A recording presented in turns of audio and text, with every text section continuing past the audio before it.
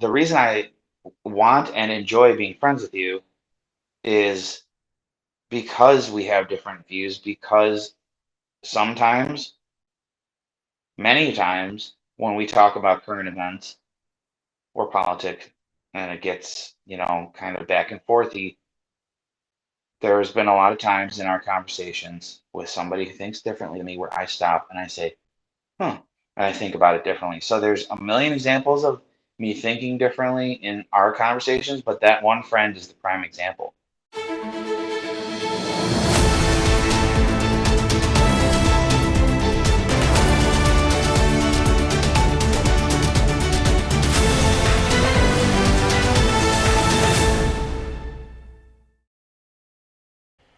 Hello, everyone. Thank you so much for checking out the second full interview here on Bigger Hearts, Deeper Minds. I'm very excited to have Silence Them with me tonight. How's it going, man? What's your week been like? Hey man, thanks for having me, first of all. Second of all, it's a short week with the holiday, so that's always good. Only a couple days left to the weekend. Yeah, that's very true. Awesome. So yeah, if you don't mind, go ahead and just give everyone an introduction of kind of who you are, what you do, a little bit about your music, and we can go from there. Well, I'm Silence Them. I'm from Northwest Illinois, um, outside of Chicagoland, and I'm an artist who just writes about his life, writes about his experiences, and I've been in bands for a long time. I've toured the country with small bands and bigger bands, and this is a project that I'm doing right now, and it's a completely solo project. I'm the only one who writes any of my music. If you're a fan of Nothing Nowhere, if you're a fan of any of the kind of country rap or the hip hop, I kind of infuse a few of those different genres and made my own unique kind of sound. This project's given me an opportunity to do things sonically that I've never gotten to try before, but I've always wanted to. And yeah, that's pretty much it. Awesome. Well, thanks. Appreciate that intro. So, how would you describe your political beliefs to start off with? Who influenced you, and what kind of brought you to your current political beliefs? Well, I really wasn't. I really wasn't political at all as a kid. I wasn't aware of any of that. And I'll be honest, I paid attention to, I grew up in the same time you did, where the only presidents that I ever really remembered were George W. Bush. I was born, you know, uh, during his father's term, and then Clinton years. I was a kid, but I remember George W. Bush as my first like president that I remember, and then obviously Barack Obama 2 terms. Um, I first had my political awakening, I would say, toward the end of the Obama years, um, probably 2015, 2016. And who influenced me was actually the guys at the Daily Wire. And I found those guys and I found their platform, and I just kind of dove in and became aware of what was going on. For sure. That makes sense. Was there anything in particular throughout the Obama presidency that kind of drove you to find new media sources, or anything that was really like, yeah, anything specific from his presidency that was kind of the catalyst for you? Well, not really. I just remember, I remember there being a lot of, because let's see, that was 2012 to 2016. So, well, I remember there was a lot of turmoil. There was a lot of the race related stuff going on, and the whole Black Lives Matter movement. I think actually started back in the Obama years. I remember the police officers in Dallas getting assassinated um, by a radical um, person who had those kind of beliefs.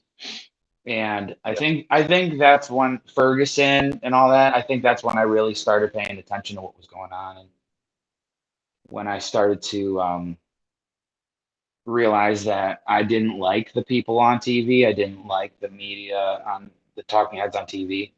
So I started being, in the age that we're in with the internet and with YouTube and with everybody's podcasts and everybody's voices that they are able to have. I started going toward alternative media then. And honestly, I know people are going to make fun of me for this, but before the Daily Wire, I actually found Infowars. I actually started listening to Alex Jones. That was like the first. That was the people are going to be like, oh god, here we go. Good. That was the first, very first. Him and Glenn Beck. Those are like some of the very first voices that I found, and that um, kind of made me start paying attention. Gotcha. That makes sense. Yeah, thanks for sharing a little bit more detail. It's funny. We'll get more to Glenn Beck in a little while. He's a character to say the least. But yeah, Infowars. It's funny because I don't remember when it was. I want to say it was somewhere around late high school for me, which was a little over a decade ago, which is crazy to think about in and of itself. But I found Alex Jones and Infowars all the way back then too, and I was like, I definitely went through a cycle of like, at the time I was so young and I was like, I just never heard of him before, and so I was so intrigued by how everything he was talking about was the opposite of like mainstream media and just kind of just the fluff that you'll hear on like MSNBC and stuff. And so I dove in like head first, and I didn't find out until later that he's more of just like an entertainment guy than he is actual news. But yeah, Right. it's interesting how a lot of these circles kind of run together. So yeah, that's cool. Oh, yeah, absolutely. It's crazy to once you are in that world and you really follow these people, and you start to um, you start to realize how many connections there are, and how many of those people, not only do they know each other, they look up to each other, they were mentored by one another, they were inspired by one another to have these conversations and to have these platforms. um, and yeah, I mean, I think it would be, there's so much to unpack just with the name Alex Jones, right? I mean, I think it would be ignorant to say that he didn't have a huge, while it was a very controversial role, I think it would be ignorant to ignore that he, in my opinion, is kind of a pioneer in the same way like Glenn Beck would be, or the uh, the gentleman that we just lost. I can't remember his name. The guy who passed away of Oh cancer, yeah, big conservative. Rush Limbaugh. Yeah, Rush Limbaugh. Rush right. Limbaugh.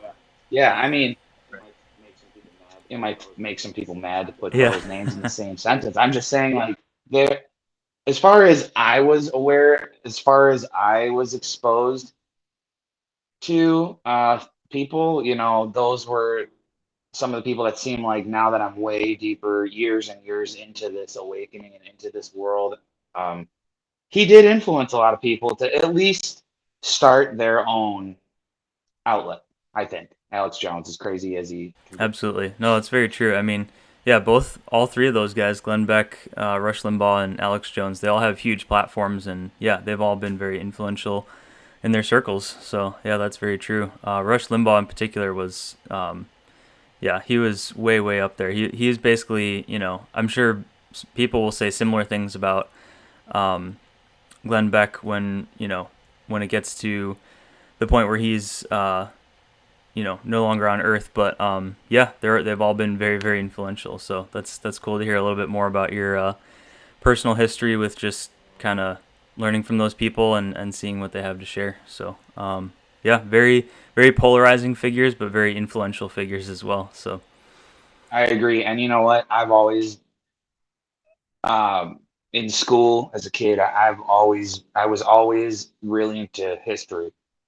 Um, I was always really interested in the controversial and polarizing figures in history. I wanted to Mhm. learn about them because there is a curiosity that it sparks, I think, where even if even if you're studying somebody that does negative things, and we'll get to this later in the conversation, I'm sure, but it's Yeah. important to learn about the bad or the polarizing as well as the good and the more welcomed voices in society because you need to have those perspectives. So I was Yep. always into the bad guys. I was always into the controversial stuff because I wanted to understand like what about this was controversial.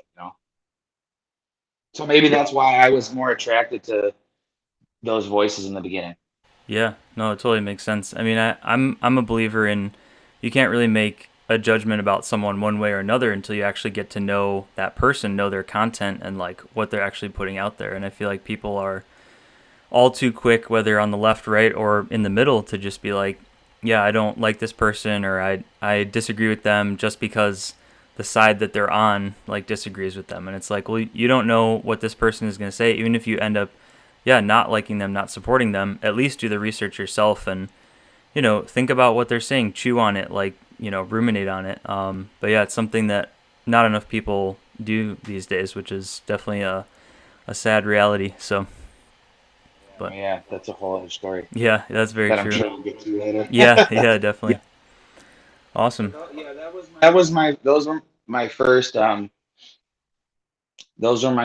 voices that I started listening to, and it was the end of the Obama years. In summary, it was the end of the Obama years and into the beginning of the whole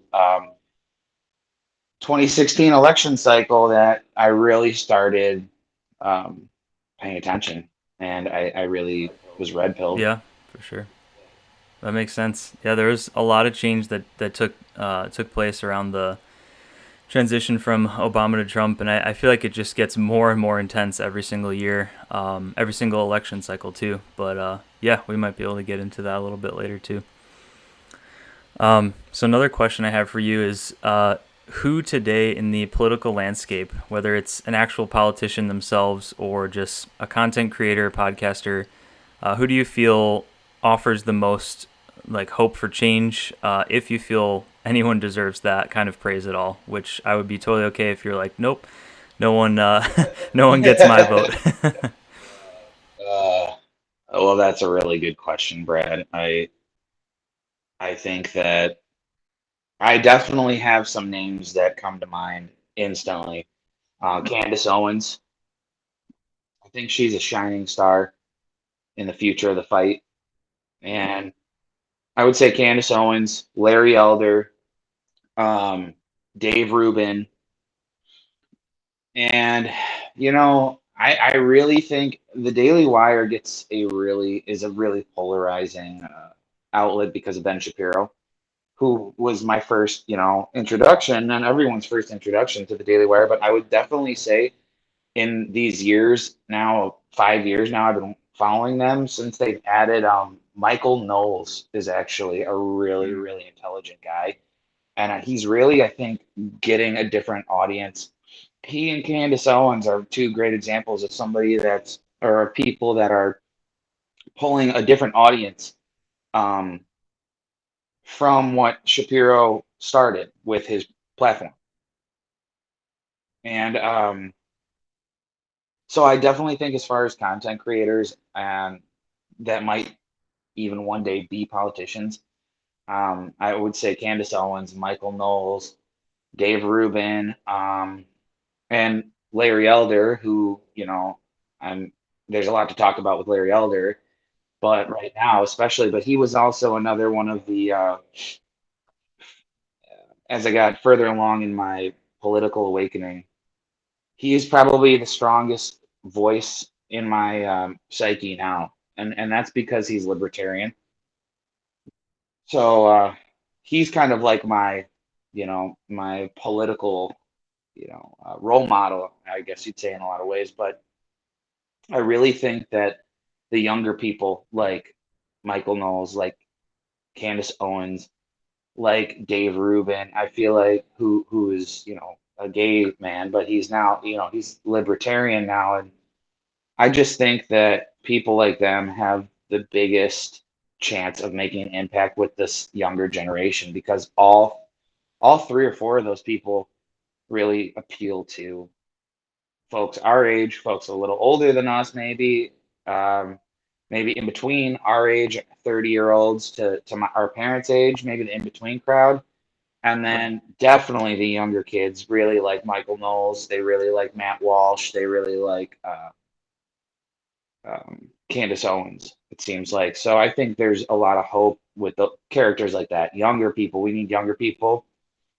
And Dennis PragerU, they have a lot of good younger content creators on their platform too that I think really are doing some great work, um, appealing to the college kid age where that's where the fight's happening right now. Is the colleges are viciously trying to brainwash is a strong word, but they're trying to viciously mold the minds of the next generation. And I think that um, all those people I mentioned give me hope in the political landscape and in the cultural landscape going forward for fighting for the right values, in my opinion, American values. And I think those are some of the big names that we'll be talking about when we're our Yeah, parents' age. absolutely. Well said. Those are all some very big names. Yeah, in the kind of right wing to middle area. Yeah, Candace Owens for sure has been another very polarizing figure. She really just rose to effectively stardom overnight, and now she's got her own show and like book and speaking and everything. So yeah, she's definitely someone who's a frontline fighter, definitely on the conservative side.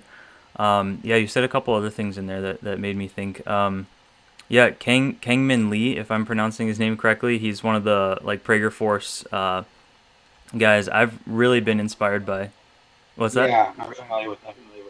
Okay, yeah, I'm I've been familiar with following a them. lot of Yeah. his stuff on really just Instagram more than anything else, and I've been very inspired to see the type of content that he puts out. And I mean, he's Christian as well, so being a Christian, I agree with him already with a lot of that stuff. But I feel like he gives very sound arguments, and it's at the point where you don't have to be a Christian to agree with the arguments that he's laying forth because he's doing such a good job researching what he's saying and yeah, really just standing behind the facts and the truth. So yeah, that's really cool. I agree. I think that as far as those are honestly those are some of the people that I'd like to see move into the political landscape in the way that Larry Elder is right now. Which man, that may God be with him because he is up against probably one of the biggest battles in political history. But Yeah. as far as politicians go, that I got to be honest, I'm really not optimistic. And that's one of the reasons why I'd like to see some of these very influential figures on social media and on their platforms. I'd love to see some of them break through and break the mold, make the jump into future congressmen and women, senators, presidents, governors, even. I mean, there's that gives me hope. But as the political climate is right now, with all of the players and the characters on this table, I think that there is slim to no hope for anyone to really rise to the occasion if it's not going to be one of these younger people.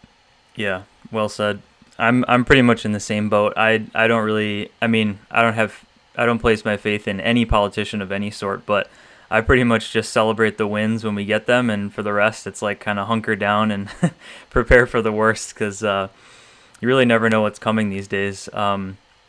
Even outside of Biden, which that's a whole other story right there too. But it's just everything from like inflation to just oil prices and I don't know, our ridiculously gargantuan military industrial complex and just all the foreign aid that we send. I mean, I could go on and on about the bloat of the government, but long story short, I was excited when Ron Paul and Rand Paul were doing some.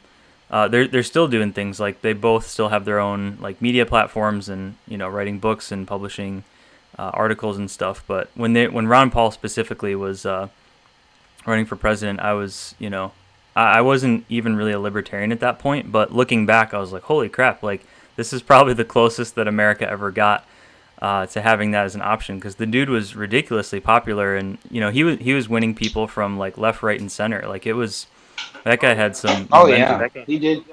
He definitely did have momentum. I Yeah. agree. But I don't know, man. It's so much different than like even when we were growing up. I Yeah. mean, everything that you just mentioned in that list, like these are long time problems that have, these are long time problems that the current generations are just now finding out about, and they want a instant solution to a decades long problem. And that's what Yeah. people our age and younger and even people older than me seem, for God knows why, at this point in their lives can't seem to wrap their little acorn sized minds around, is that things have been messed up in this country for a very long time. I mean, and we got a laundry list of examples, which I won't blab off about all those, but you mentioned a few of them, and it's like I'm 30 years old. I'm about to be 30 years old, and I haven't been politically awake for very long in the long term or anything. It's only been about 6 years, and I could tell you right now that it doesn't take an expert to see that. It doesn't take an expert to like look at the facts, look at what, certain politicians and what the government is doing and what the government has done over time. Like I said, I enjoyed history. I paid attention in history class. You look at history and you look at how things went before and what's happening now. And it doesn't take a genius or an expert to see that like these are not problems that can be solved like that with a bill, with a snap of your finger, with an executive order. It's just not going to happen that way. Very well said. Yeah, no, it's yeah. Problems that took decades to create are not going to be solved overnight. So yeah, that's a very good point. Awesome. So another question I had for you, in obviously, so we're both musicians. We've both been musicians for. Don't mind me. I'm grabbing that. I brought a cooler for the occasion. Oh, nice. Yeah, Oh, nice. There you go. Heck yeah, man. Gotta have a good bev. Um, so yeah, music culture in general tends to lean left if and when it leans political, or if and when it's political at all. If I can speak today. um, but yeah, I was curious. Do you feel like you've seen the same in your years throughout being a musician? And if so, what are your thoughts on it? Or if you disagree, feel free to share your thoughts as well. All right. Well, I actually have a lot to say about this one. Yeah. So yes, I've been a musician and I've been playing in bands and I've been musically active um, for many, many years now, almost 2 decades. And I've been listening to music since I was a young kid. Now,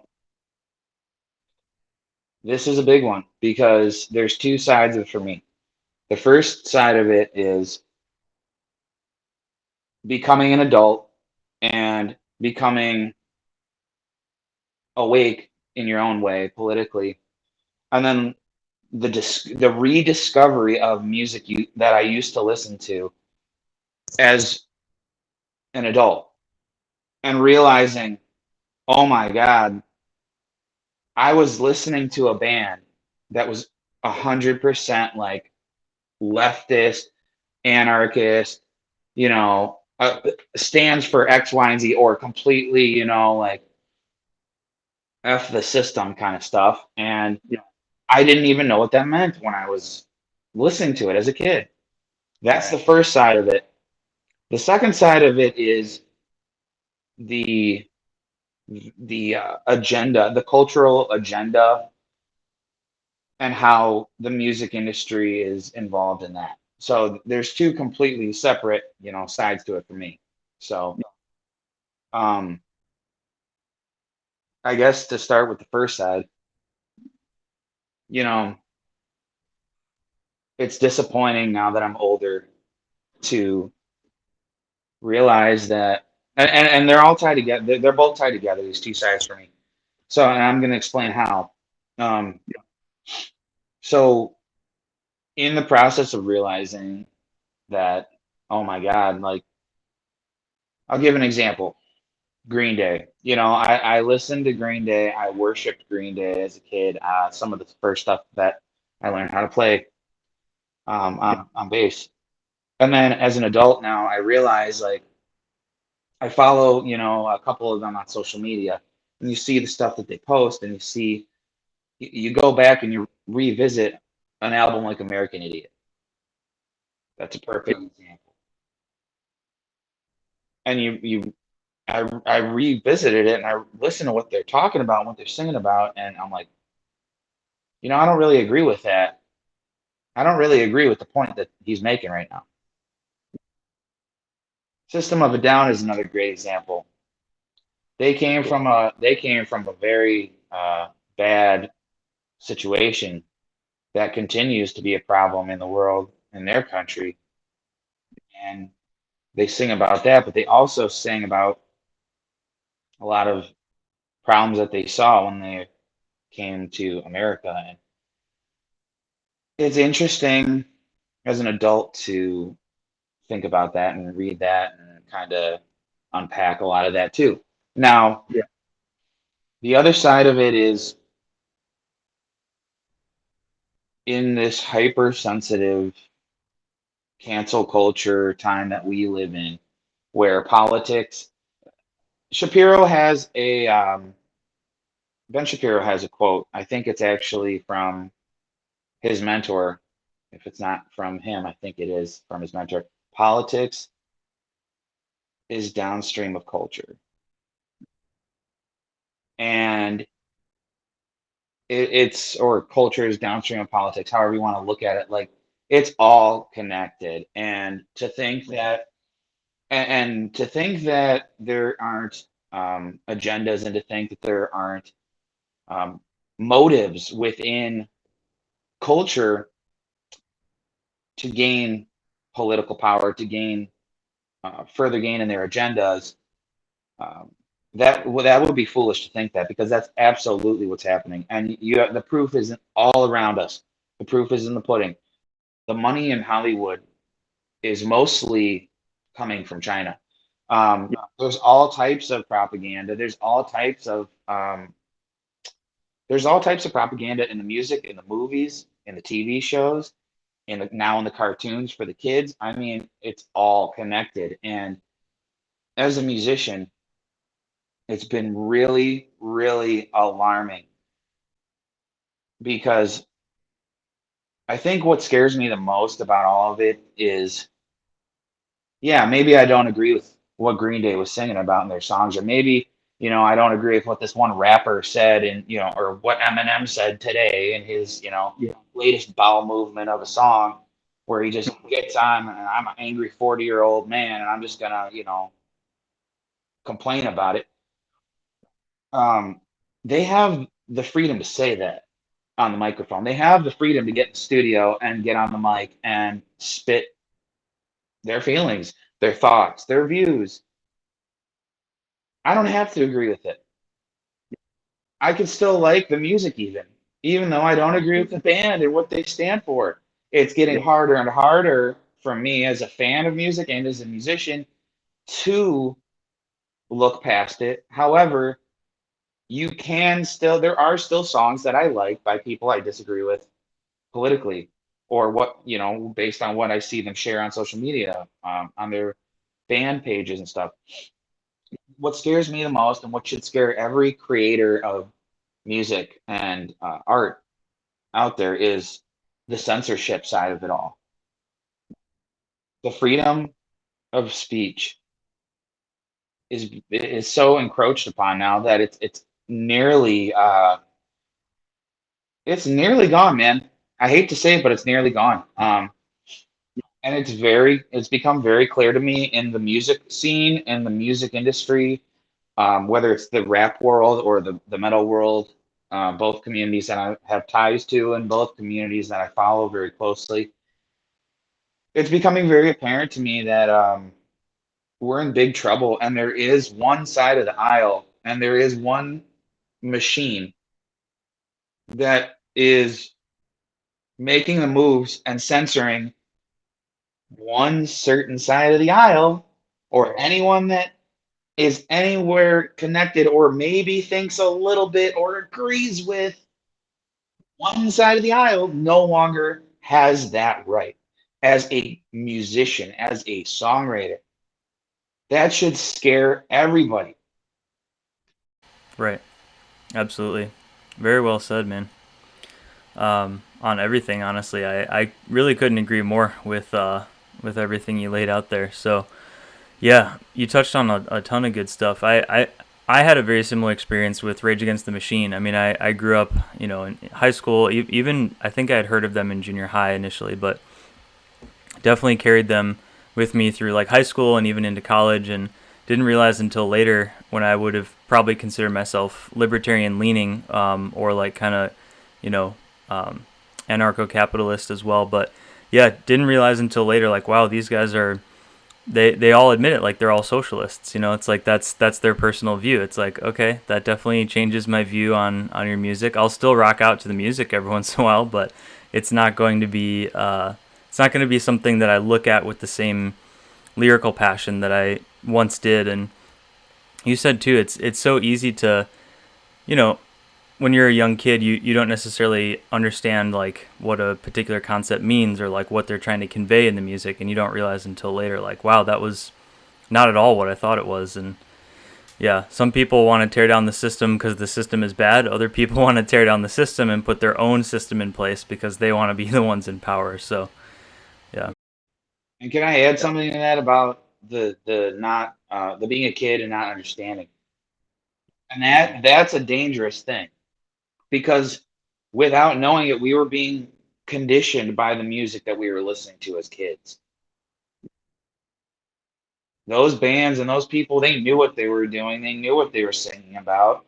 And, you know, whether it was lack of parental supervision or just carelessness, so many people were exposed to things that as kids that they, in movies as well and shows as well, but we're talking about music. So, musically, lyrically, we were exposed to a lot of stuff that we didn't even know until we're older. And that's dangerous, because that shows you that it works. That shows you that if they can get that over your head as a kid, maybe with hopes that you'll grow up kind of having that tear down the system mentality, or the, extreme right wing kind of subject matter, which you don't really hear much, because the music industry has, in my opinion, has always been just like Hollywood, where it's always been run by the left, and it's always been run by complete leftists. And, you know, there's never been another way. You know what I mean? It's always been like that. And, you know, it scares me so much that we're losing. I can honestly say this. I never thought, as a musician, especially, I never thought I'd get to the point where I have to be careful of what I put out lyrically in my songs, because I could be taken off the internet like that. Lights out, done. I spent hundreds of dollars on recordings. I spend thousands of dollars on music videos. I spend all this money and time and energy on top of the creativity side of creating my art, all for somebody in big tech land who's really a bureaucrat is what these people are at this point. They're literally doing the bidding of the White House and the leftist regime, and they're pushing the button, and black goes my screen, black goes my Instagram. Followers are taken, shadow banning happens. If I put out a song that doesn't, that they deem is misinformation or whatever you want to say, I never thought I'd see that day in our lifetime, and I never thought that art would be this in jeopardy of being censored. It's It scary, is. man. It's very scary. That's very true. Yeah, some of the stuff you mentioned there made me think about how, like, Jordan Peterson talks about, someone is fundamentally left leaning if they're open to new experiences, and they're fundamentally right leaning if they're, closed off to new experiences. They like to keep things the same. And it makes sense because liberal means open and free, and conservative means keep things the same, like preserve what we already have. So it makes sense that over time and throughout history, we've seen, you know, people who lean liberal are naturally tend to be more artistic and open to new experiences, open to new ways of doing things. And then, obviously the conservatives are not. But now it's at a point where it's like, yeah, it's weird because some people on the left are almost acting like a conservative would and saying like, no, you can't say this new thing. You can't try this new idea. You have to keep it the same. And it's like, that's never what liberalism was meant to be about. It was meant to be everybody should be free. Like a real liberal is a modern day libertarian. It's live and let live. It's like you do Right. your thing, I'll do mine. Right. And the goalpost has continuously moved further this way or continuously moved further this way to where people that, like you just said, were at one point this side of the aisle. Now it's like, hey, I'm in the middle here. What's going on? Yeah. But, to wrap up the whole music culture thing, man, left leaning thing, I'll be honest. I mean, I really just am kind of torn with, I have some songs that I want to release, but I'm afraid that if I do, I'm gonna piss so many people off, and it's just gonna blow up into this big thing. I mean, you see it happen. Uh, you see it happen with many artists that I look up to who are fighting the good fight, and um, those are the kind of people that I want to work with, and those are the kind of people that I look up to musically because I never thought. I think someone from the Sex Pistols or someone got quoted like a week ago saying like, "I never thought I'd see the day when the punk rockers are the ones screaming the loudest to obey the government every whim." Like that is so accurate and so ass backwards. I mean, back asswards, man. I mean, it's like, since when did the dudes who are patriotic have to come out on songs and say like, how did that become the controversial thing to be? How are these people the ones that are now anti-government, anti this machine, and but then the people who were resist, the kings and queens of resist, the godfathers and godmothers of that whole culture and movement are now the ones saying, do what they say or we're canceling you, blah blah blah, and it's just the roles have been completely reversed. It's crazy. And personally, it's caused me a lot of mental turmoil, a lot of heartburn, a lot of difficulty as far as like my plans and what I'm going to be releasing, um, and the way I release my music, because I have a lot of things I want to say about this kind of stuff, but you know, there's consequences. We're living in a consequential time artistically. So, and as far as the left leaniness to it, I think it's completely ridiculous. It's gross. I think it's unfair. Regardless of how I personally feel, everyone should be free to express themselves just like it used to be. So that's what I got to say about that. Absolutely. I couldn't agree more, man. It's very well said. It's a sad day indeed when people who would normally be supporting someone's free right to say whatever they want are the people who are saying, no, you need to shut up, or we disagree with you. So just because we disagree with you, that's why you need to stop talking. So yeah, it's a difficult time. One thing you said too reminded me of a Tom McDonald lyric. I think it's the opening line to Fake Woke. He says, I think it's crazy I'm the one who's labeled as controversial, but Cardi B is the role model for 12-year-old girls. I'm just like, dude, talk about an opening line for a song. But yeah, it's true. It's I hope that more artists will honestly rise up and feel free to say the things that are on their minds, because I think it's coming down to a point where we have to decide, unfortunately, what side we're on. Are we on the side of freedom, or are we on the side of tyranny and control? So, but yeah, very very pressing times indeed. Yeah, I think the people that you really need to pay attention to right now with that kind of music are Tom McDonald, obviously, he's really making waves. Adam Calhoun, um, he he's been saying this stuff for a while as well. And there's a rapper called Burden who just he just put out a song called F Biden, and it went to number 3 on the iTunes charts. I'm not kidding you. Last week, it moved all the way up to number 3 on the iTunes charts. So, he's been having some good ones. We the People is one you should definitely check out too. It's about the whole last summer of chaos and violence and BLM, um, and all that subject matter. So those are 3 people to really pay attention to. For sure. I appreciate the shout outs. I'm sure they do as well. Yeah, it's funny. I don't know if Burden wrote that song partly or completely in response to the F Trump song, because I know there's some other rapper did like an F Trump song.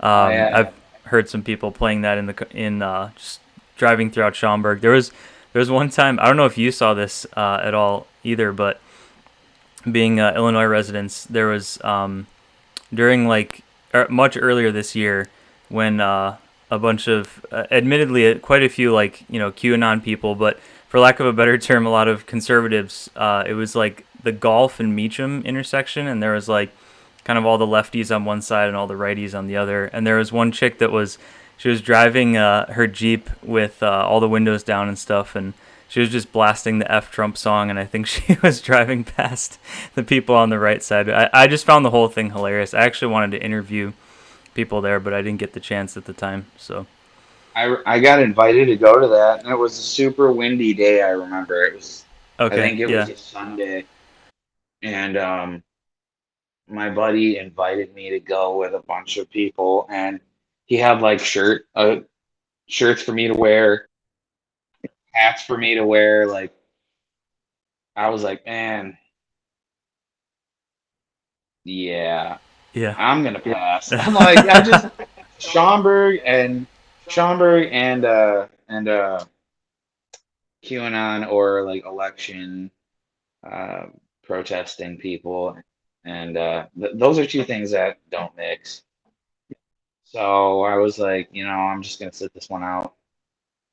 There was just 2 weekends ago. There was just a freedom rally up in Marengo, which is a little bit north of me, out west here, and me and the motorcycle club that I ride with, we were gonna go up there. It was a whole anti-mask and anti-vax and anti-lockdown rally, and so someone in the group suggested that we don't go, and I was like, yeah, I don't really want to go. I didn't want to go to begin with, and we ended up not going, and we ended up just going to do something else. And yeah, I'm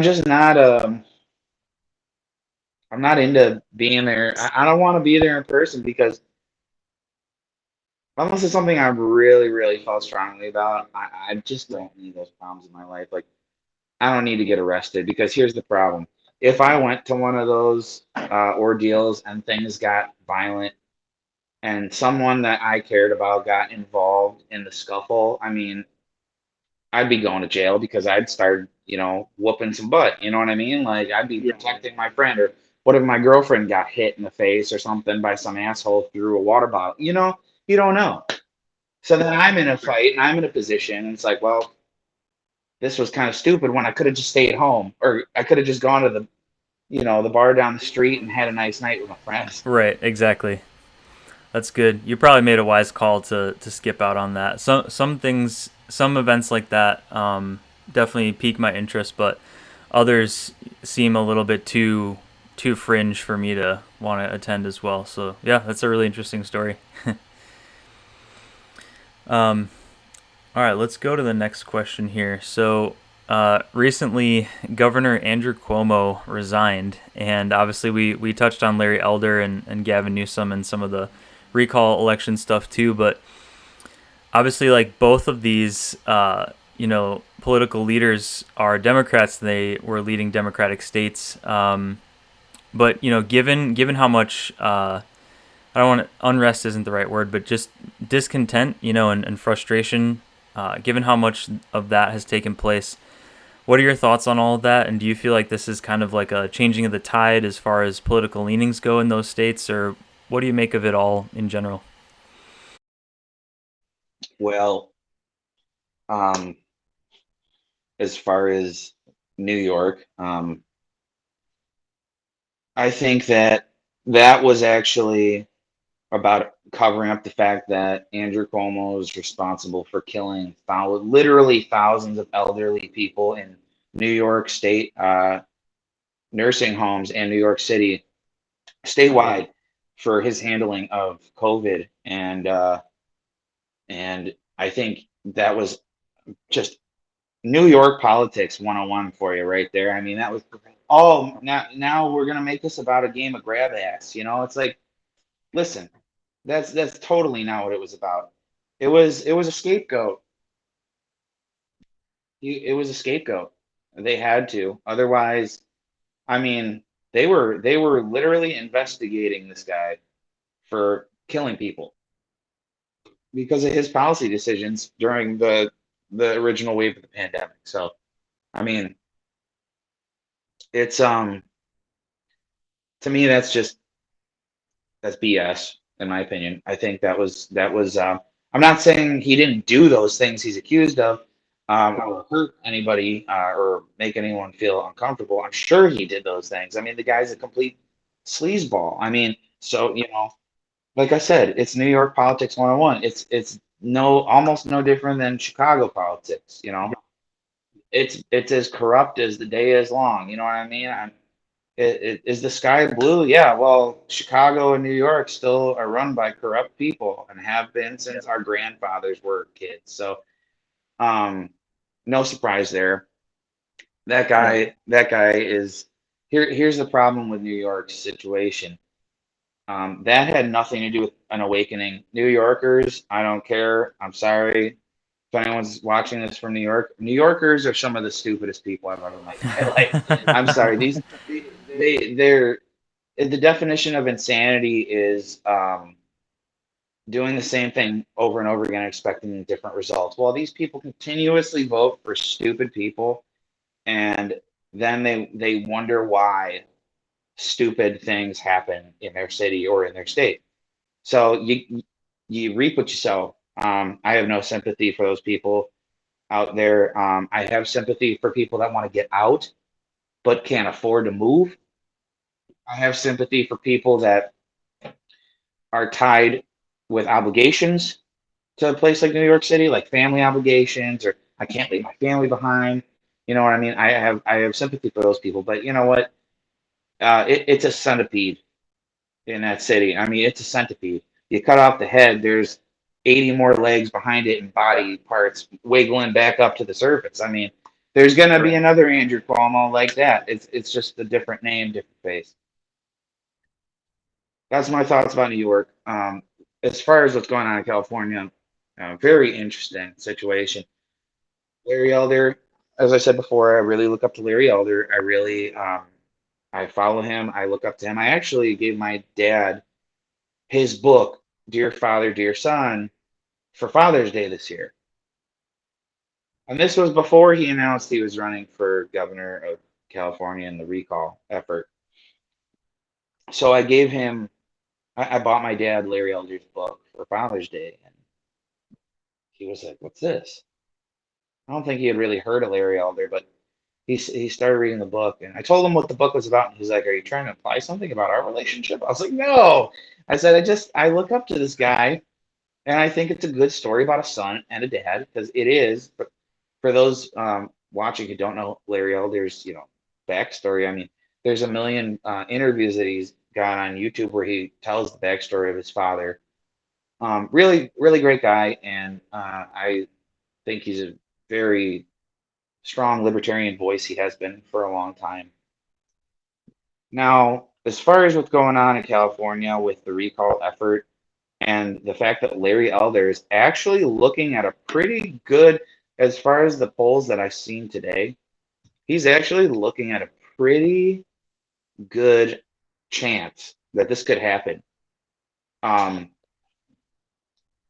I think it's actually less likely that he I think it's less likely that this vote yes to the recall vote goes in his favor than if he were to be right up against Gavin Newsom in the general. I think he would win today. If but we got to get there first. He has to. They have to vote yes. We're going to recall this guy, and I'm kind of scared about that. To be honest with you, I think California is an opposite of California situation right now. Larry Elder and Gavin Newsom are same in the sense of those people, a lot of people out there are just complete morons and they vote for this. They vote for bad policy and they get bad policy. And elections have consequences. But they're different in the sense of, I think at least half of that state is finally waking up to a lot of this stuff. And I think that's why Larry Elder has gained so much momentum and why there's an actual real chance this can Totally. happen. It's good coverage of it, yeah. Yeah, it does seem very close. I actually, I'll be honest, I haven't looked at any of the polls or any of the actual numbers, but I've heard similar things. I've heard that Larry Elder is growing, growing support by the day, and that it will be probably very close, or at least I hope it will be if it gets to that point, like you said. Um, and I think what's interesting about California and just a lot of left-leaning states in general is, I mean, obviously there are people who vote what they want and then they realize, oh crap, that's actually not what I wanted, or sometimes they are just really good people and they believe just they just have liberal beliefs and that's how they lean politically.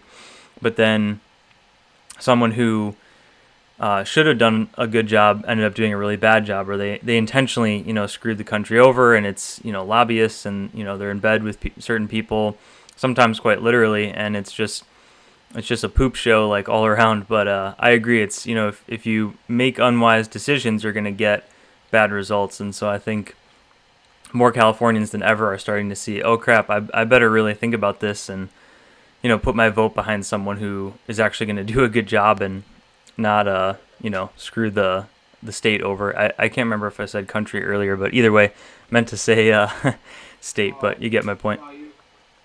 You're right, and I think that's well, yeah. I mean, I just don't understand how.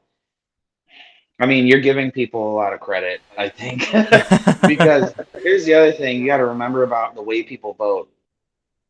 It's generational. It's completely generational. I mean, it's like I literally have friends, and okay, so we talked about the East Coast, we talked about the West Coast.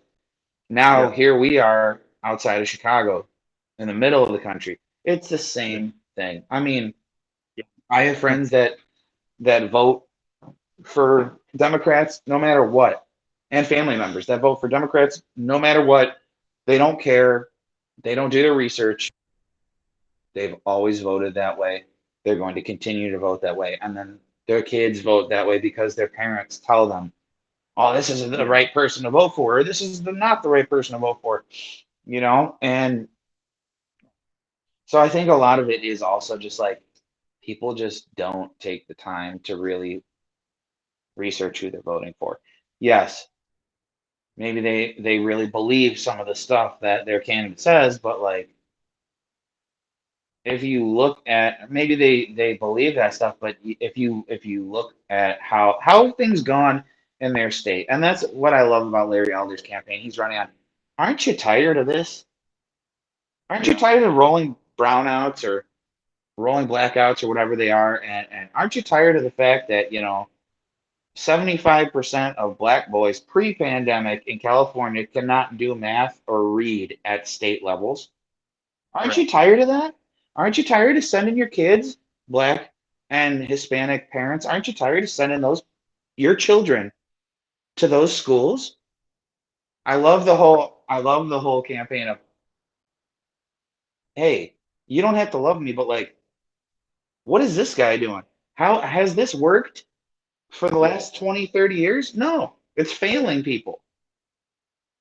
I think it's a good slogan. Absolutely. No, I definitely agree. He's doing a great job at his campaign messaging. I mean, he's always been a great speaker and writer and just communicator, but I feel like he's really hitting the mark with this. And yeah, no, it's so true. You don't have to get someone, you don't have to get a voter to appreciate all that you are and everything that you do. You just have to get them to like you more than the other person. And I think he's doing a great job at that.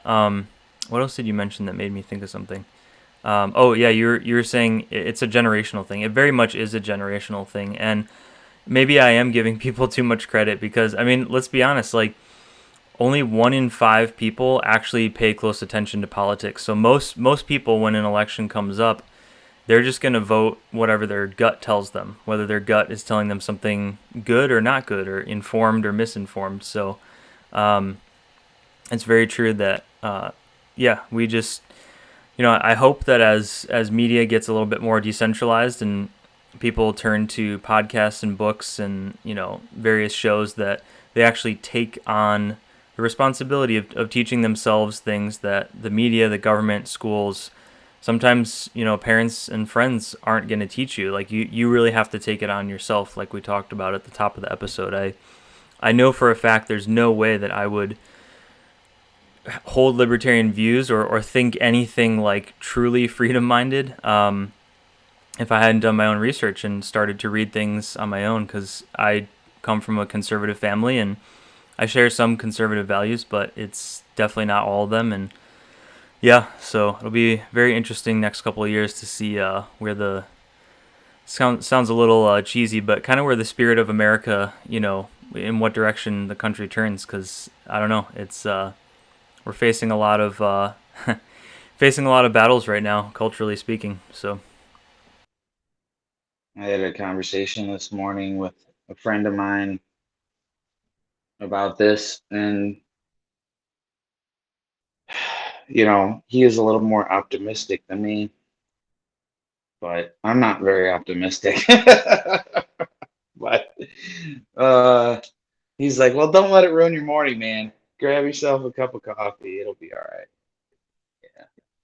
Anyway, back to work. You know what I mean? It's like you just take those moments throughout the day sometimes where you stop and go, "Yeah, this ain't good." You know what I mean? And then you just move on with your day. absolutely. I had one of those moments this morning. Yeah, no, it's true.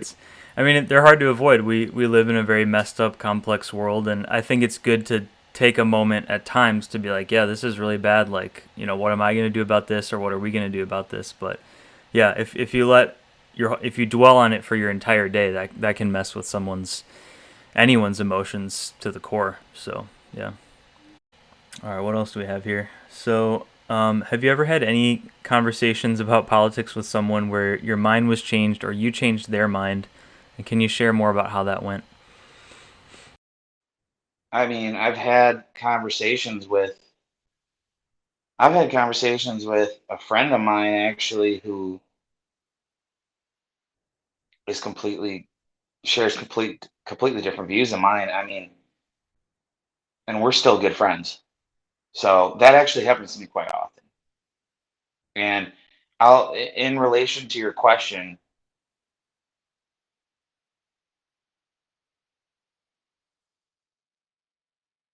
example of when he and I got into it about politics or whatever we were talking about regarding the current events. Um, he asked me why I'm even friends with him if I'm going to want to argue or if I'm going to get, fired up in the debate. He asked me why even be my friend? Why do you even want to be friends with someone like me?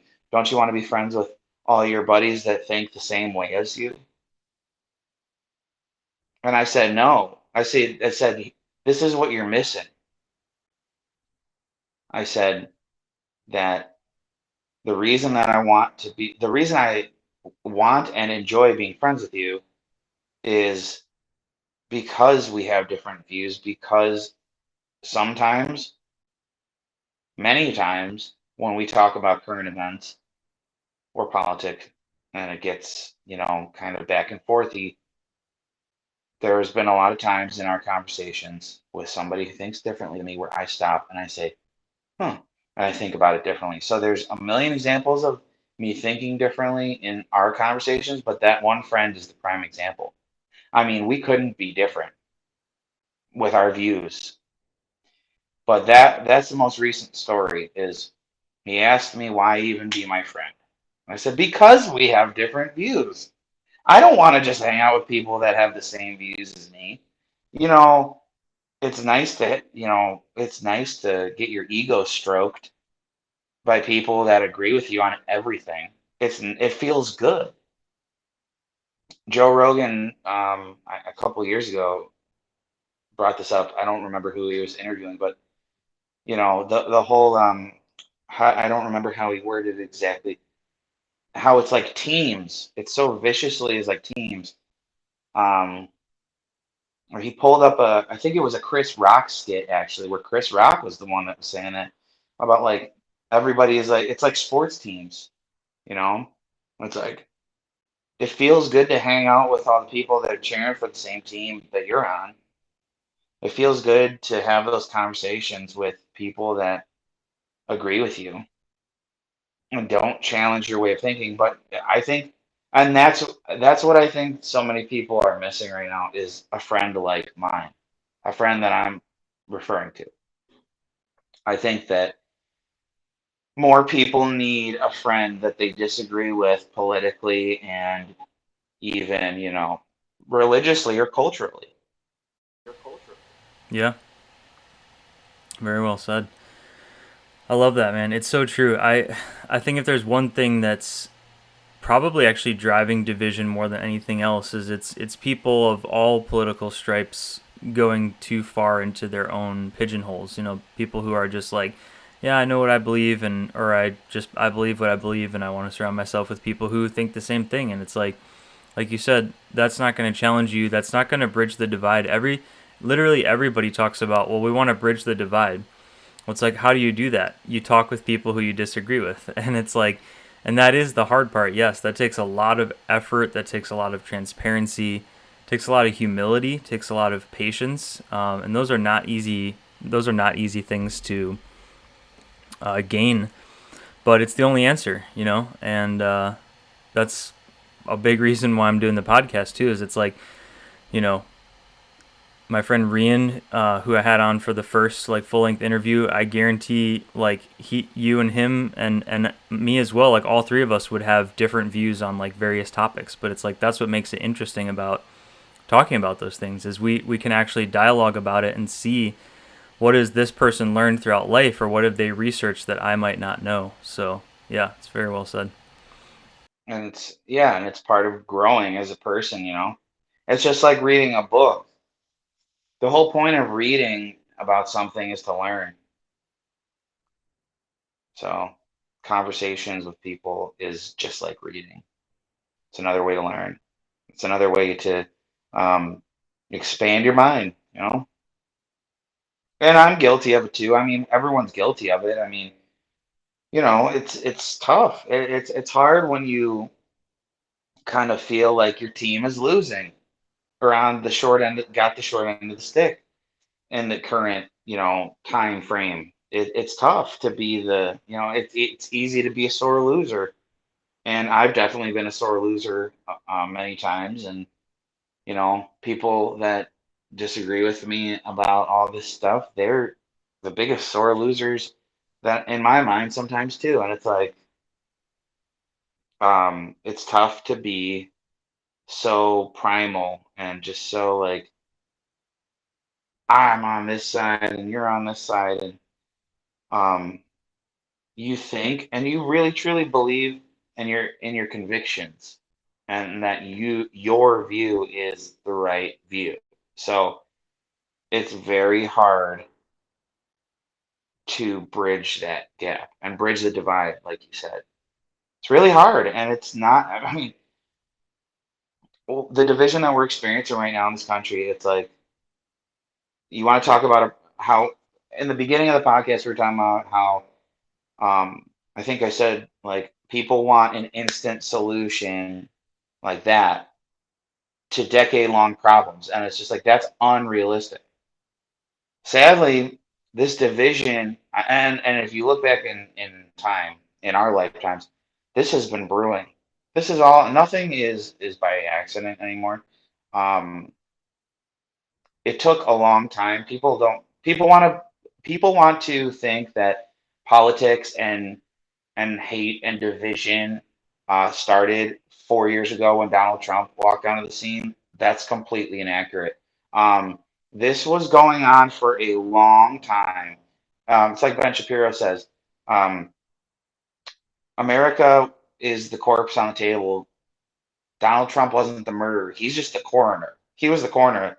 There was already a dead body on the table. We were already cut in half. You know what I mean? There was a lot of things that led up to the point we're at now. And that's not just going to go flip back like a light switch like that, unfortunately. No, it's very true. I remember seeing that episode too. I think it was the Daily Wire backstage, one of the episodes that they did like that where he mentioned that. But yeah, I was like, wow, that's a really good analogy. Like everyone wanted to paint Trump like he was the, you know, pretty much the Antichrist. Let's be real, and just painting him as like, oh, he's ruined it. Like all the Hitler comparisons. I mean, it was just so ridiculous. Like, I'm not a fan of Trump. Don't get me wrong. I never voted for the guy and never would. But he is by no means the cause of all this division, like you said. So it's been going on for decades, if not centuries. Another thing too is I always chuckle about. There was someone that put together like a video compilation of like all these celebrities like hugging Trump and specifically like women too. Like, he would give him a kiss on the cheek or like give him a quick hug, and it's like, I mean, he was a legit celeb. He still is, but he was like everybody wanted to be Trump before he ran for president. Like it was just like, I mean, look how many rappers made songs about it. Like the same rappers that like Snoop Dogg. Now he had a music video where he like held a gun up to some dude like dressed up like Trump and fucking. Oh, sorry. no, you're good. And blasted him. You know what I mean? Yeah, yeah. And it's like, what? Now you hate the guy?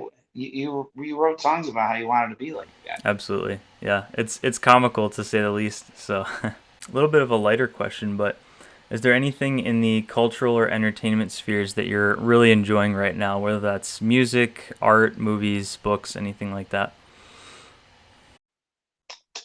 Well, I mean, I'm really liking. It's nice to take a break from the political and go to, for me, the financial. I've been following Dave Ramsey a bit over the last couple of years. His program helped me get out of the debt that I was in at the time over a couple of years. So I've really been enjoying listening to him. It's a nice break from from all the heavy topics that you find on the political commentators and stuff. Um, I'm trying to keep it fresh with my music intake. I'm trying to keep it fresh with my music intake, always looking for new artists. I started just, on Apple Music, I just started, I'll play a song and then I'll just let like Apple Music play a playlist of related artists. Spotify does the same kind of thing. So I found a lot of good songs that way, and then if I really like the song, I'll dig deeper into the artist. And I've been listening to a lot of the outlaw kind of hick hop, as they call it. A lot of the southern rap, a lot of the southern guys that are from Georgia and from Appalachia. You know what I mean? The people that are from like the Moonshiners. You know what I mean? Like people that are, there's this whole subgenre that I didn't know existed, and I kind of you hear the big names like Upchurch or Demon Jones or Jelly Roll, of that kind of like subgenre of the Southern Struggle Jennings, Bubba Sparks, people like that. Those are the big names, you know what I mean? But I started diving into the hip hop world, and there's some good stuff in there. It's got a lot of the country kind of instrumentals that you don't hear too much these days in a hip hop format. It's kind of cool. So I'm definitely kind of enjoying that. And as far as shows, uh, my girlfriend and I started watching the spinoff of Sons of Anarchy called The Mayans MC, and we're really enjoying that so far. So that's a good show on Netflix or Hulu rather. Nice. Okay. Very cool. Awesome. Yeah, I haven't heard of. I don't think I've heard of it, so I'll have to keep that in mind. Awesome plugs, man. Appreciate that. So back into some serious stuff for a little bit before we get to the last couple of questions of the night. But obviously, it wouldn't be a timely podcast episode if we didn't talk a little bit about Afghanistan and just the horrible crisis that's going on over there. But yeah, I mean, between like Glenn Beck flying his, actually not even his plane. I think it was what's his name? I can't even remember it right now, but it's one of the mega pastors. Um, but Glenn Beck's flying planes in, and Biden is just fumbling over everything as per usual. And obviously, it's just a massive humanitarian crisis there, like we haven't seen in a long time. But yeah, what are your thoughts on all that, and what do you hope to see in the future there? I mean, I'm absolutely horrified at what happened over there with just how huge of a failure this was. There really aren't words. I know a lot of people have a lot to say about it, but I'll keep it brief. I really think that this was a huge, huge failure. Um, there was a right way to do it. I agree that there is a right way that pulling people out could have happened. What happened was the complete opposite of that. I will entertain and even to some point agree with people who will make the argument of we need to leave. We need to get people out of there. Enough's enough. I'll entertain those debates and those arguments. That doesn't change the fact there's a right way and a wrong way to go about it. And this was not just the wrong way, this was the worst possible outcome um, that could have been, honestly. So, that being said, you know, none of what happened had to happen that way. And this is one of the very few situations and circumstances where I will go so far as to say that the blood is completely on the president's hands and the administration's hands with this one. This was a completely and I only say that because this was a completely unnecessary outcome. The blood's on their hands, and the American blood and our allies, Afghan allies' blood, and the thousands of people that are going to literally be slaughtered, the thousands and thousands of young women who are going to become sex slaves. Um, it's absolutely horrifying. It's disgusting, and it's shameful. Um, it also greatly damages our global interests. It makes us look weak. It completely was it was a horrible strategic military move because and I, to be honest, I'm no expert in this Afghanistan stuff, so I'm disclaimer, not claiming to be, but in the process of realizing, watching this disaster unfold, I actually learned a little bit more about it and why strategically it made sense to leave some people, some military people there. And I'm not gonna, ramble on about that, but simply put, and I know you've done your research about it. I'm sure you know what I'm talking about. It greatly boldens our enemies globally to have Afghanistan become a terror haven again, and locate geographically, location wise, where Afghanistan is, gives a lot of pretty sinister players on the world stage a strategic advantage geographically that could really, really put our allies and the United States in some really bad situations over there. So I think it's just a complete disaster, and I think it's shameful. And this is one of those few times that I will say something so out there as to that it's directly their fault. It is 110% the fault of the administration that's currently in office. And that's because it did not have to happen that way. It's mind boggling how incompetent these people are. Very well said, especially that last part.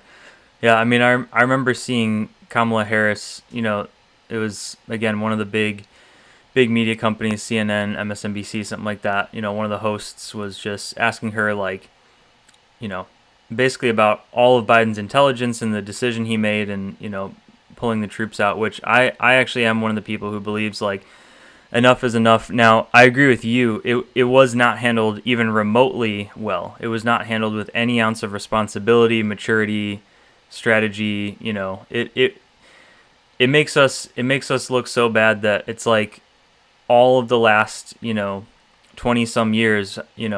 Not even just with Afghanistan and everything that goes along with that, but it just makes us look like everything that we've done as a country to protect the needy when it's appropriate and right to do so, it makes us look like we don't know what we're doing anymore. But getting back to the Kamala Harris bit, she was asked like, what are your thoughts on like what Biden did, and do you think he did the right thing? And she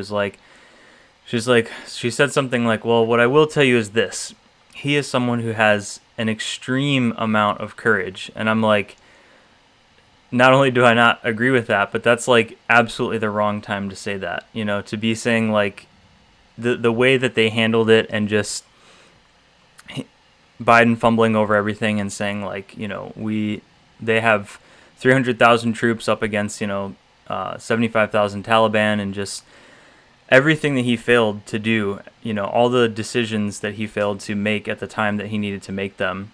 And then she says, well, he has so much courage. And it's like, if that's not like the kiss of death, I don't know what is, and Courage is not turning your back on press conferences when people are pressing you about the 13 service members that you just got blown up for absolutely no reason, 20, 23-year-old kids coming home in body bags because some radical jihadist was able to slip through the gates and get right up on top of these people, and all the civilians and all the Afghans who were standing right there who died, not just our service members, but that that alone, I mean, it's shameful. That to me is an impeachable. It's impeachable. I mean, you've got to be kidding me. I mean, you handed over millions or billions of dollars of sophisticated equipment to terrorists.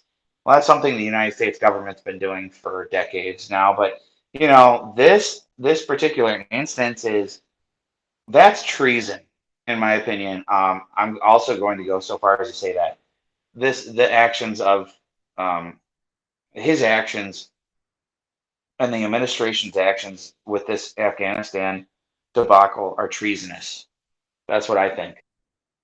And and something that I have to say for the record, and I don't care if people don't want to hear it. This is just the truth. And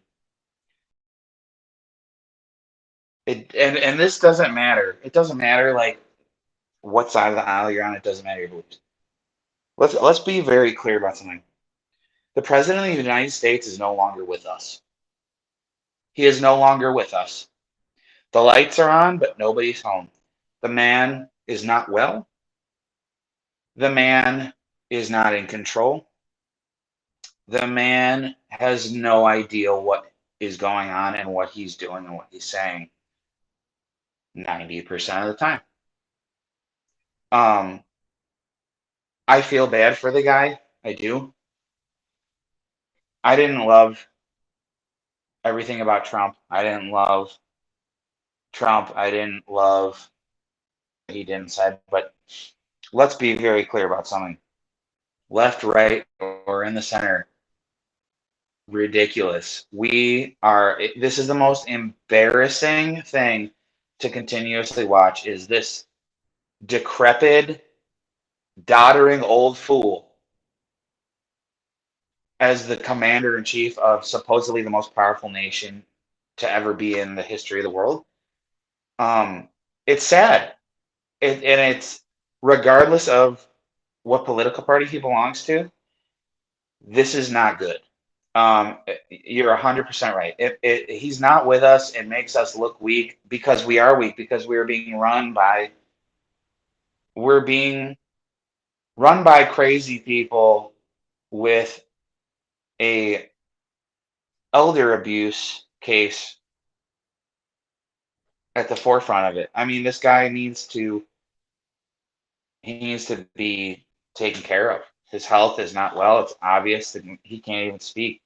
And as far as the decisions that he made, I don't know how much he actually made that decision with this Afghanistan thing, or if it's all smoke and mirrors.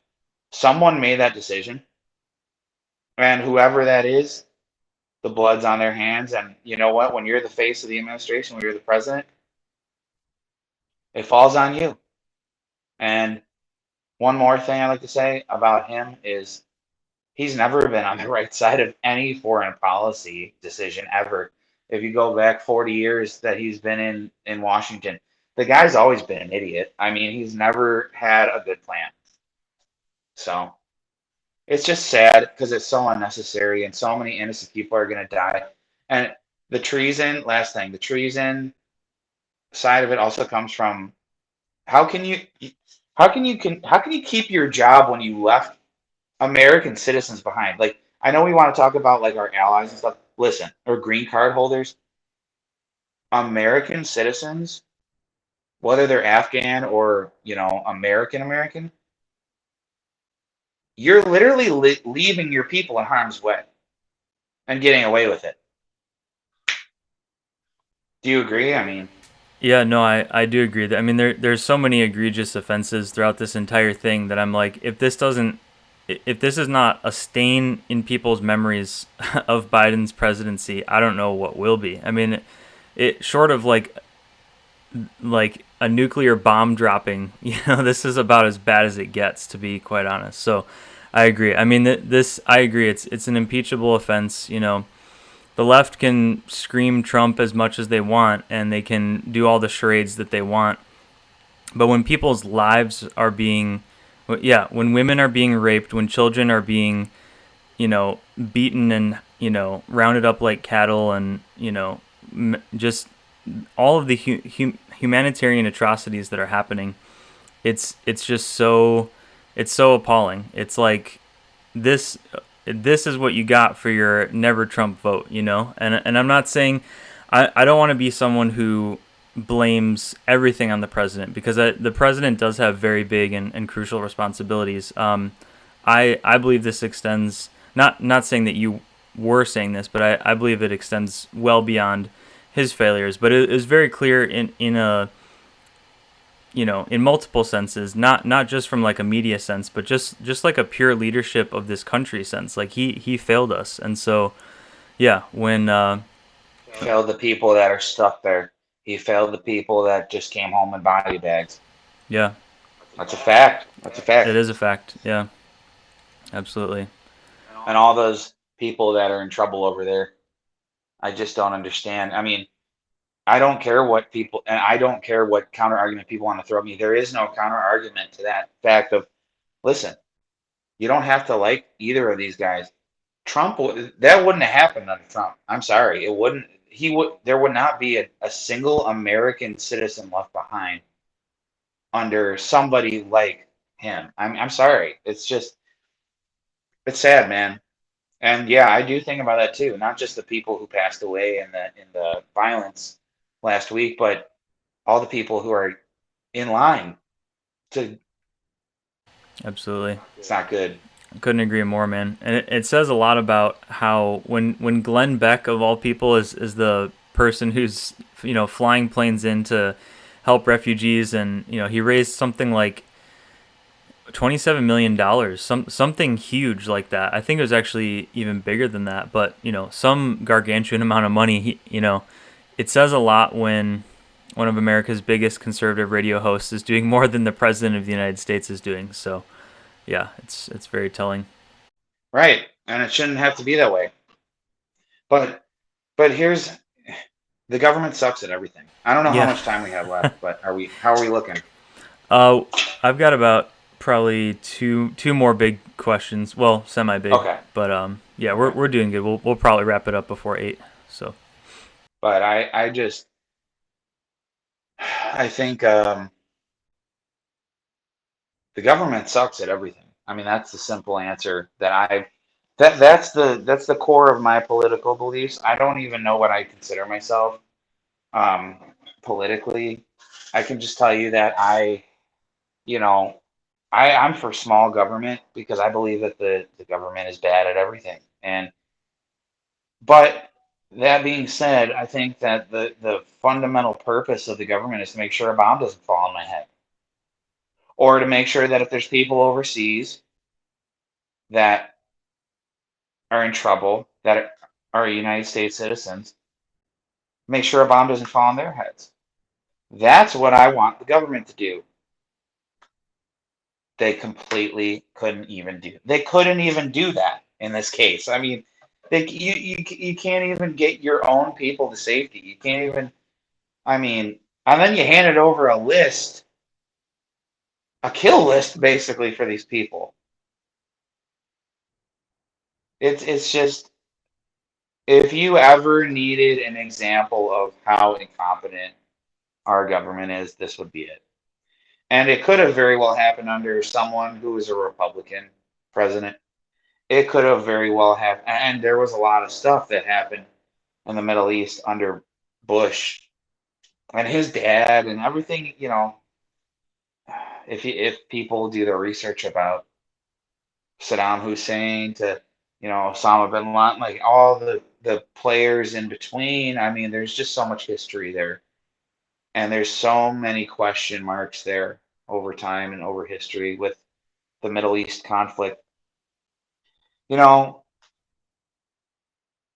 a lot of people have asked me, are you more of an isolationist, like a Tucker Carlson kind of view, a libertarian kind of view? I don't know if that's the libertarian view of foreign policy is isolationist. I don't know. Maybe you could correct me if I'm wrong, but uh, is I that what I would libertarian? say, well, I mean, libertarians, from what I understand, kind of view it in two different ways. So it's like, yeah, isolationist, I would say yes. If like if a country is already formed somewhat yes, but even more so than that. I mean, most libertarians I've met and talked to subscribe to like an open borders view where it's like there really should be no nations. It should just be people who want to freely associate with whoever they want to Oh, associate no, with. no, no. See, that's So that's a I very don't different agree with story. that. Yeah, I don't agree with that, but Yeah. I don't know. People ask me, like, I actually have a family member who I get into pretty fierce debates with about everything that we've talked about tonight. It just so happens that it just so happens that they're always in the mood to talk about this stuff every time I'm around because maybe they think that I'll agree with everything they say, and then they're sadly mistaken when I start going back and forth with them. But I mean, this particular family member likes to, express their view about how they're an isolationist mentality and stuff. And why are we doing this? Why are we being the world police? And why are we doing this? And you know what? Gosh, I couldn't tell you, Brad. I couldn't tell you which side of that coin I'm on. I really think I'm somewhere in the middle. I really think I'm somewhere in the middle because I don't think that it's always right to be meddling, but I also understand their strategic purposes to things that we need to do to secure our interests that the American people aren't even aware of. And Afghanistan was one of them. So prayers to everybody that's in trouble over there, and prayers to those who lost their lives recently and over the last 20 years over there, because that's just a sad, sad ending to a sad, sad story. Absolutely. Well said. Yeah, I definitely hope that the people who did die, whether Afghanis, Americans, all the above, that they rest in peace. I mean, it's horrible what happened over there, and I hope it's a lesson to everybody. You know, our American leadership most of all, to be quite frank. So awesome. Well, we got about two more questions. Are there any political or cultural causes that you are particularly passionate about right now? Um, I don't know, not really. I'm not involved with anything. I can tell you, I'm not involved or affiliated with anybody or any sort of um, movement like that, but I definitely think that it seems like Young America's Foundation is doing good work. And if I was to be a part of anything of that sort, I would definitely want to donate my money or time to an organization like that that's focused on, just talking to young people, talking to the youth, whether it be through, youth ministries, whether it be through, political kind of group setting like YAF, Young America's Foundation. I think they do great work, and I definitely respect um, I respect what they're doing. Just the whole college tours, college campus tours. I mean, some of the people that I listened to had their first viral moments at those college conferences. You know what I mean? So Right, right, I yeah. mean, I'm trying to think of what else I've been kind of paying attention to and what's kind of sparked my interest movement wise. And um, here's my thing. I also have a problem with associating with groups because when you get associated, when you're associated with a group or a charity or an affiliation, whether it's nonprofit or whatever, that has any sort of political leaning, I think you run the risk of, I think you definitely run the risk of getting yourself kind of into that same kind of dicey territory that I mentioned earlier in the podcast about situations I avoided, rallies for certain causes. Um, I definitely support people's right to protest.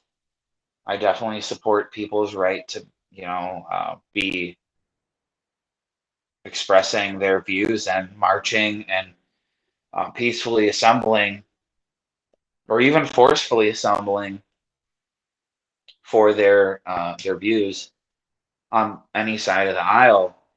So I'm not trying to say that I'm anti protesting or anti, rallying together and, talking and presenting. I think that's a good, I think it's good that there's organizations, but I think that for me personally, I just kind of,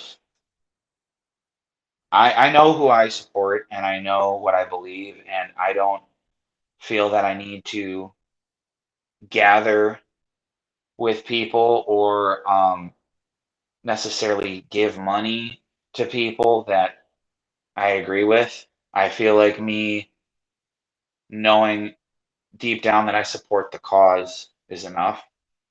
Um, that's kind of how I feel, but I definitely respect the people that are trying to do good for the next generation. What about you? What about you? Any organizations or? No, that's a good answer. I'm happy to answer too. Yeah, I mean, honestly, I've specifically for the last couple of years, I've always been a fan of the people at Reason. Nick Gillespie, Matt Welch, Stephanie Slade. I'm trying to Catherine. I can't remember her last name right now, but she's the editor in chief, I think. But yeah, really, all the people at Reason are really solid. Granted, that's not so much like a cultural political cause. It's more just, great magazine, great podcast, great YouTube channel. John Stossel, I can always get behind that guy. I don't think I've ever heard something that John Stossel said that I was like, I don't really agree with that. He's pretty much libertarian to the core. Yeah, so. he's kind of an acquired taste for me. But Okay, yeah. I've listened to some of his podcasts. Yeah. Nice, that's cool. Yeah, I mean, I'll be honest. I haven't always like listened to his stuff. I remember there was a time where I was more familiar with him as like a consumer reporter than I was like a libertarian podcaster, author, and stuff like that. So he definitely made a pretty big jump to some extent from one media world to another. But yeah, I'm trying to think of organizations. There's a billion like nonprofits and just groups that I donate to, but it would take too much time, and not all of them are politically related, which is fine. But yeah, I'm trying to think. I don't know. I think there's a group called like Voluntarism in Action that's about really just helping people help each other, and I feel like that's about as like freedom oriented as it gets, and really just kind of turning back to like mutual aid societies that we had, I think, before World War II, if I'm not mistaken. But yeah, anything that helps people voluntarily help other people, I can get behind that Yeah. 100%. So. I mean, there's also, I've thought, I mean, to be honest, in my way of making a mark is through my music and my songs. And, I just want to reach as many people as want to give me a chance, want to listen to my stuff. And I hope that I'm doing some good work through my music, through my songs, where it's kind of like my own organization or kind of like my own movement. And I really just think that that's what's cool about music. It can become a movement. And some of the people I mentioned earlier in the podcast, I feel like they do a really good job of they do a really good job of um, bringing their music and their movement, their cause into one cohesive movement, kind of. So It's true, man. Music is really more powerful than just about anything on this earth. So yeah, I agree. If people have a message that they want to share with music, it's just going to amplify the message that much more. So, well, I got one more fun question for you here. This comes from Poddex. What do you consider the most overrated virtue, and why? the most overrated virtue. Oh man, Yeah, it's kind of an interesting question. that is an interesting question. Ah, okay. So, do we mean virtue as in like biblical, or are we talking about like cultural kind of? Um, it could be anything. So it could be, yeah, you could draw from the Bible if you want to, or it could be anything like patience, self-control. I don't know. I'm just kind Well, of spouting some off here. I mean, I think that, oh, man, that's a tough one. I think that, um, I think, I don't know. I personally have always, as a human, I've always kind of struggled with self-control. So I'd kind of lean that one toward that one. I think that's kind of overrated. I mean, you know, my dad has a saying that I'm sure many generations before him first thought of, everything in moderation. But that is a good way to live. But I Yeah, personally think yeah. that's kind of overrated because I've never lived that way, whether it be songwriting and just giving it all, going extreme. Just I need to do this, pedal to the floor. I have to work on my music. I have to work on my craft until I'm sick, until I can't, like, until I have writer's block because it just all came out. Or like, um, over the years, struggling with addictions and struggling with um, attachment to people or things and or substances. It's like I think that's kind of overrated. I think that um, it's overrated because I learned more about myself, and I'm not at all saying that it's good to learn the hard way or it's good to develop a problem. I definitely think it's wiser to learn to practice moderation, but like self-control is a very it's a very important thing down the line, but I think it's something that has to be learned. You know what I mean? So I don't think it should be something that's taken at complete face value. I think it's unrealistic. That's really the biggest thing. We're humans, we're going to make mistakes. That's why I think it's really truly overrated. It's unrealistic. But I'm not by any means saying that, go crazy or anything, but you do learn about yourself. You do learn about yourself and you learn lessons when you don't exercise that self-control, and you learn what you need to dial in, dial back a little bit on this, or maybe I'm too much of a partier, or maybe I'm a little too like, soft spoken. Maybe you have too much self-control, and instead of not enough, it can be a double-edged sword. But I think here's the other thing. I'll give you one more on that. You want to know something that's overrated that by today's standards is just the whole this whole comedy thing. Comedy can't be comedy anymore. I mean, uh, it's ridiculous. I mean, you just can't you can't watch an episode of Chappelle's shows, a show that you and me grew up with as teenagers. You can't put one of those on TV today because there would be riots in the streets over how racist or how offensive it is or how anything. Honestly, I think that it speaks to a deeper problem, like this whole cancel culture time we're living through. It's just it's getting to the point where people who are not like awake to a lot of the stuff that we talked about tonight, people that don't care, that just up and don't care about anything that you and me have really talked about, or don't think about these kind of things. Even people like my girlfriend, you hear the latest thing that is offensive to somebody, or someone like my dad or my grandma or someone, and they're just like, huh? It's like, really? Really? We're here? We've come to this point of stupidity? It's like people that don't even like go about their day thinking about like anything we've talked about. It's affecting people at the very bottom level to where it's like people are just like, oh my God, it's you're constantly rolling your eyes at this point, and I just miss the days where things were funnier, things were freer, things were um, it was okay to laugh at other people's differences and other people's expenses. I mean, it's absolutely ridiculous, and I'll tell you right now, I'm a product of that era, and that's never going to change.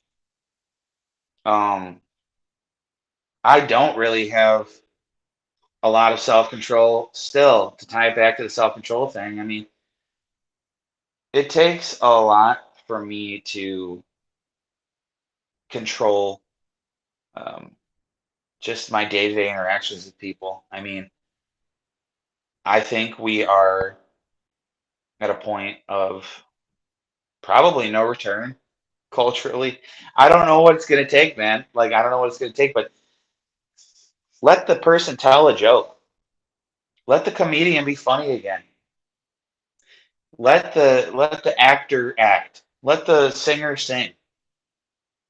You're taking away. They're trying to strip away. The whole movement is trying to strip away at everything left that brings us joy.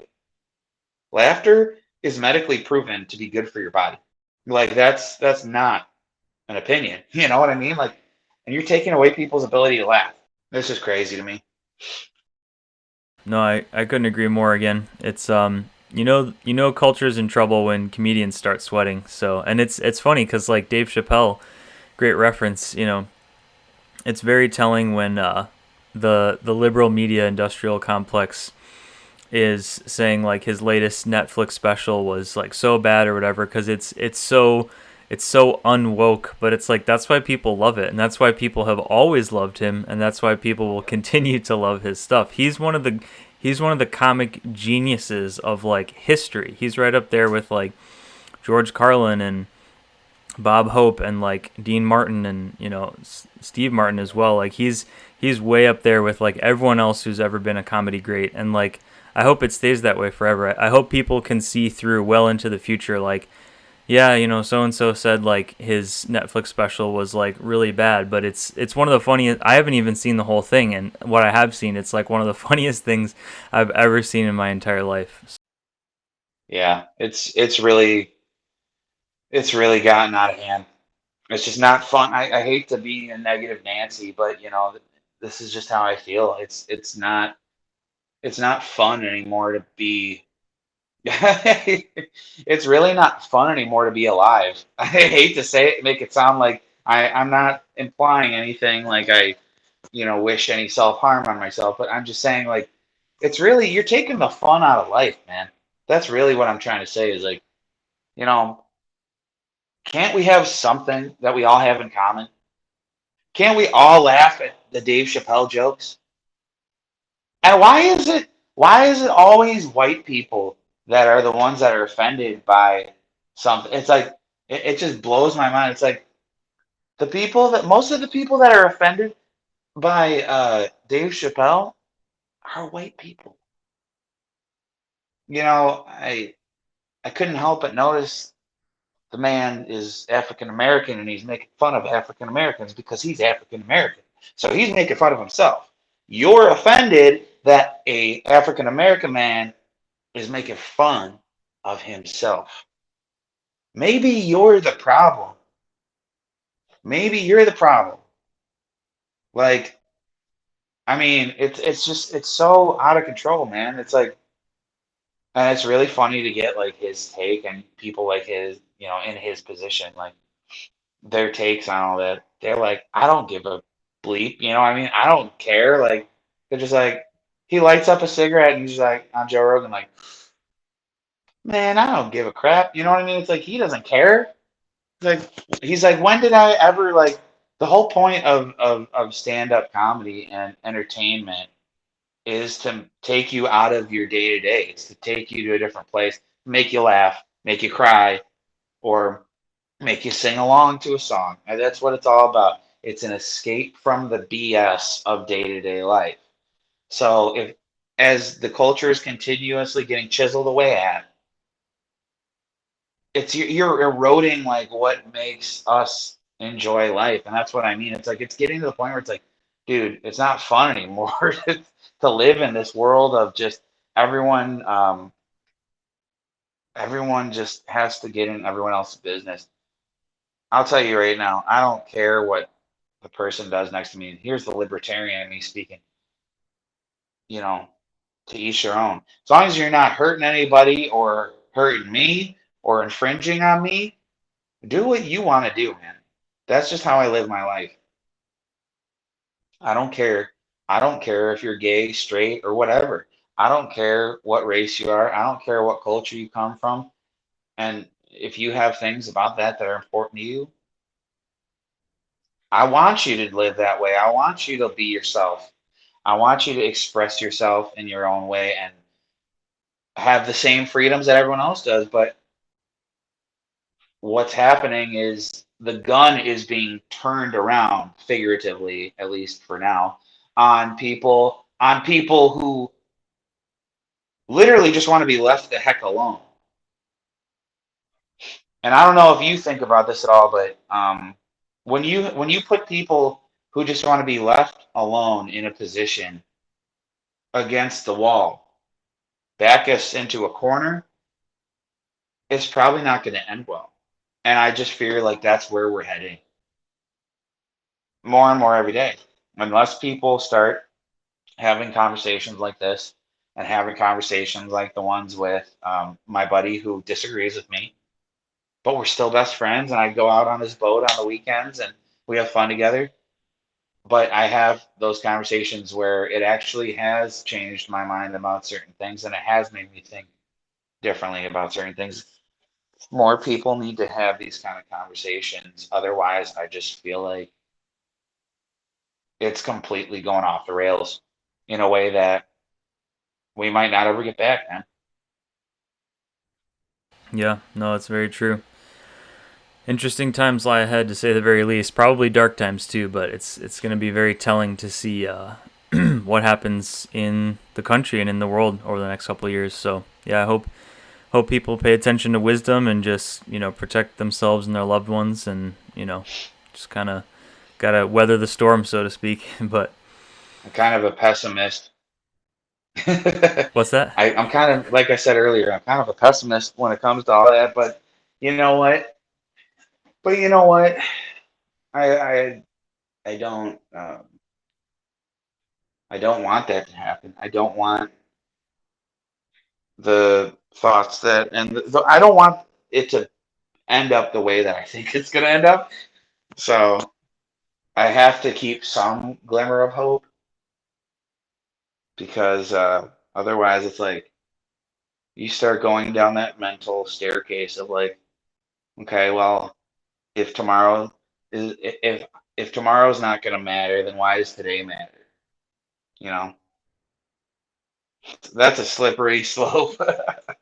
Yeah, very true. Well, it's good that you're fighting to have that sense of hope, because yeah, we all need a sense of hope, whether it's you know God or whatever someone chooses to put their hope in. I put my hope in God, but yeah, definitely hear what you're saying. It's because otherwise, yeah, people would just end it right now if there was no sense of hope for anything better. And So I hope that people get that out of my music too. That's the only reason that I do it is because I hope that someone can relate to it and it can be on repeat throughout someone's day that maybe it'll make it better. I mean, that's the name of the game. That's why I make music. I make it for myself first and foremost as a way to express myself, and then I make it for those who can relate to it. very well said, man. Well, before we officially wrap up here, where can people find you online if they want to check out your music and support what you do? You can find me on Instagram at silence underscore them 91. And you can find me on Apple Music, Spotify, Tidal, anywhere you stream music by searching Silence Them, all one word. And you will find my music there. You can look me up on YouTube. I have a YouTube channel called Silence Them, all one word, music. I'm going to be putting out my first music video this Friday from my brand new song called Flowers of Fire. I'm really excited to share that with everybody. It'll be live on YouTube this Friday, the 10th. And you can find me on Facebook at Silence Them, all one word as well. I'm pretty active on my social media, and drop a dime, check out the songs that I have out right now, and keep an eye out for that music video on Friday. I got a lot more coming this year too. Heck yeah. Sounds great, man. Thanks so much. Well, hey, man, this was an awesome conversation. I'm really glad we got to do this. We did a solid 2 hours here. This is going to make a nice, rich podcast once I get it uploaded and published and everything. So, absolutely, man. Thanks for having me, and thanks for the conversation. It's been my pleasure. Awesome. I'm very glad to hear it.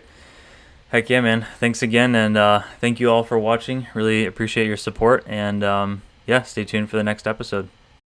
Peace out, everybody. Take care of yourselves. See you, Brad. All right. Sounds good. See you, man. Bye. Thank you for listening to this episode of Bigger Hearts, Deeper Minds. You can find us on the web at www.biggerheartsdeeperminds.com. You can also find us on social media on platforms like Facebook, Instagram, and Rumble, and coming soon to other platforms. Join our email list and get free subscriber updates by sending a blank email to bhdm@bcast.email. Once again, that's bhdm@bcast.email. Thanks so much again for supporting our work, and we look forward to seeing you in another episode.